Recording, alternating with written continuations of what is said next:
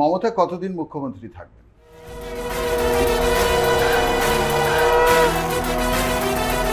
মমতা ব্যানার্জি এখন রাজনীতি থাকবে, কারণ ওনার যে ছকটা আমি যেটা দেখেছি, আমরা অনেকবার বিশ্লেষণও করেছি, মমতা ব্যানার্জির এখন টাইম সেটা ভালো। আচ্ছা, ভালো। অনেক অ্যাস্ট্রোলজার বলছে মমতা ব্যানার্জির মার্চ মাস থেকে খুব খারাপ সময়। হ্যাঁ, সেটা অনেকে বলেছে, ঠিক কথা। আমি সেটা নিয়ে আলোচনা করবো না এই কারণে, কিছুটা রাজনীতি মানে প্রচার করার জন্য হয়েছে। আমি বারবার বলে আমার সাথে খেলতে যাস না, আমি যে খেলাটা খেলবো সেই খেলায় তোমরা আমাকে ধরতেও পারবে না। কারণ মমতা ব্যানার্জি হচ্ছে বিষ রাশি, মেষ লগ্ন। আচ্ছা, সুতরাং মেষ লগ্নের চতুর্থে যখন ইলেকশন হবে তখন বৃহস্পতি থাকবে, এবং বৃহস্পতির পজিশনটা ওনার জন্ম সময় ভালো।